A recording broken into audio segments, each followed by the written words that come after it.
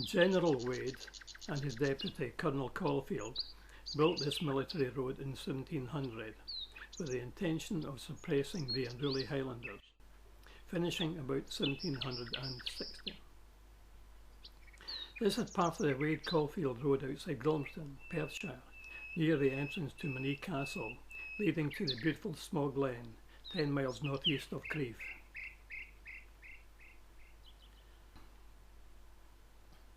When they were building the military road, the engineers had to move this boulder by using screw jacks.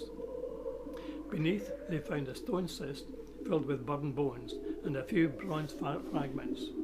To the right of the stone, you can also see this green mound, a later burial. This is the grave of one of the engineers who died during the construction of the road. Ossian was a 3rd century Fingalian warrior, son of Fingal himself, and became blind in later life, becoming a bard, reputedly writing many poems.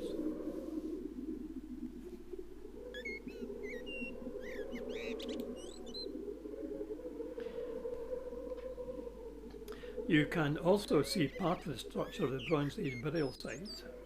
There was originally a circular earthen dyke 200 feet in circumference and 3 feet high, with a military road passing through its centre. On hearing that the bard's remains had been disturbed, the local community carefully carried them to the top of a nearby hill, the Scurrin, and erected a cairn over the remains with great ceremony. The burial, however, could not be of Ossian, as this site dates back to the Bronze Age.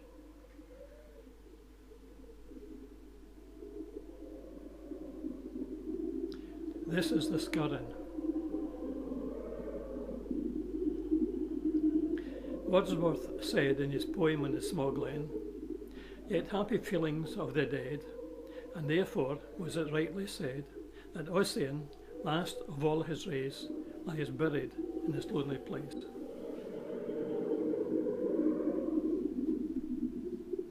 This is his cairn at the top of this Scurrin.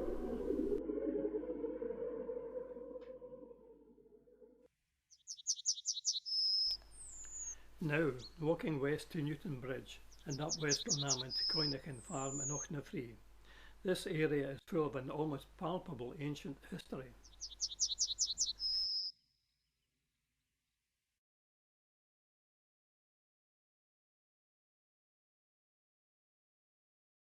A slight diversion, still in the military road, over the tumbling Largate Burn to this bridge, one of the few on Wade's Road.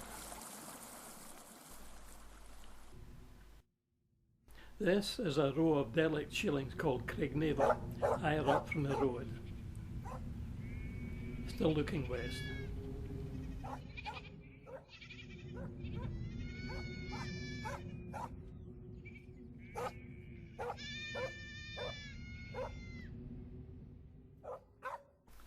Further along the road we come to Olch Corrie Cooltrain, looking up to this huge man-made cave, sometimes called the Kirk of the Grove, sometimes the Druids Cave, sometimes the Shelter Stone.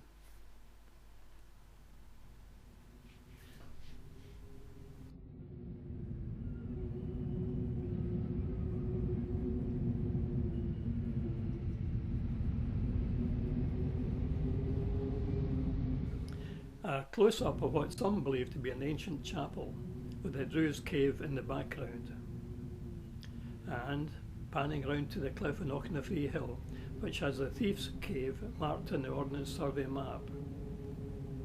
There is now no sign of this cave, and it may be a mistake, as local legend has it that a man recently found a small fissure in the nearby Eagle's Crag, which opened out into a large cavern. And round to a close-up of the Druids Cave. This is a pile of 6 massive stones, not a freak of nature, but part of the man-made Ley Line system. More of this shortly.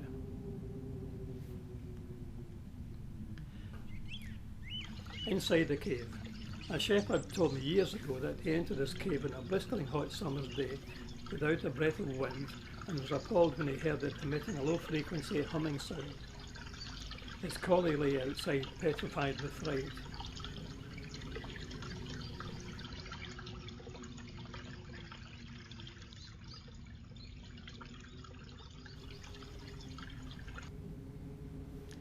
Coming back down the glen, we come to this lonely tree called the Tree of Legend. It is not surprising that it is standing alone on this desolate moor. As the saying goes, if any man cuts a branch of this tree, he will die, but the tree will live.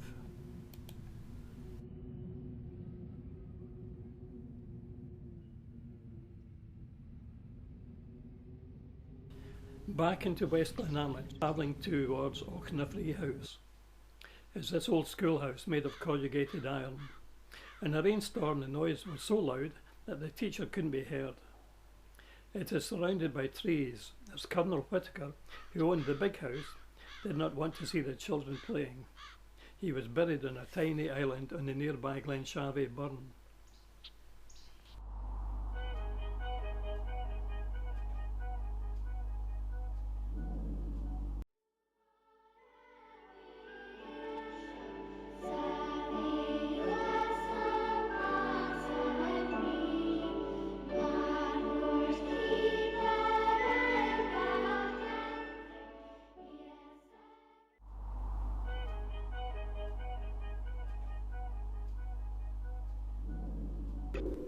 One standing stone remains beside the road. Originally it was a 4-stone circle or 4-poster. It now stands alone beside this Neolithic burial cairn.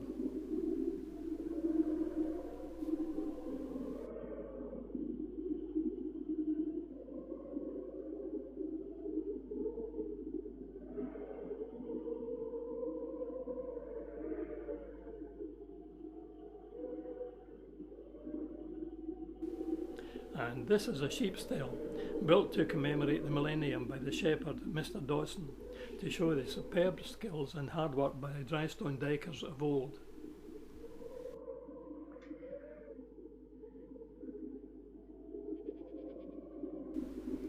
Craignaver Burial Ground. This is the last resting place of so many people in this glen.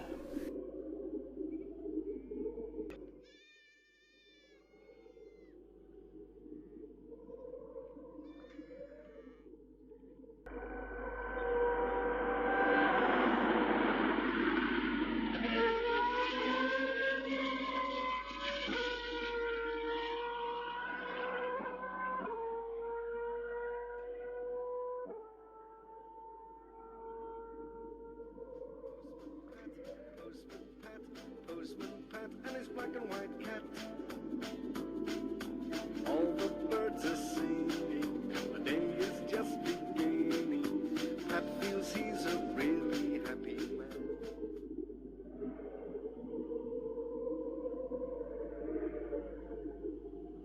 Chompin, Gaelic for a stone of the musical instrument. It has been carefully placed above a geological fault and transmits a ley line, a stream of natural telluric energy south. Through the Druids Cave,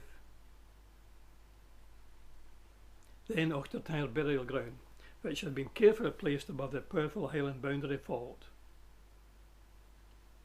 and down the 3-mile straight Muthil to Creeth Road, probably to an old burial ground in the distance.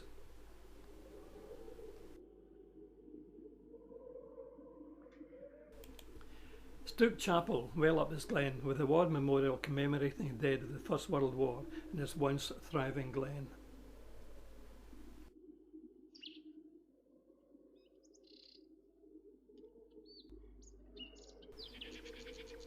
Back down the glen through these ancient shielings.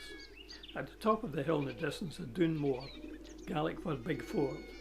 It is a picked, later Roman construction.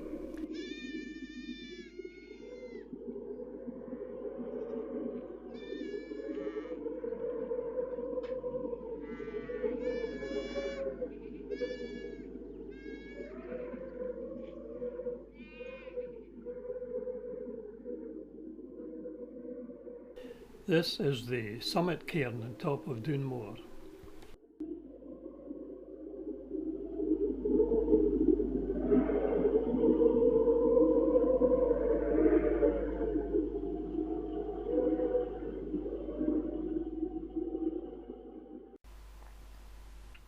These two books, Ley Lines and Earth Energies and Ley Lines of the UK and the USA, subtitled How Ley Lines Were Used by the Church, Royalty, City Planners and the Freemasons, show beyond doubt that ley lines exist and were so important to our ancestors, and that they may well be of importance to our modern society.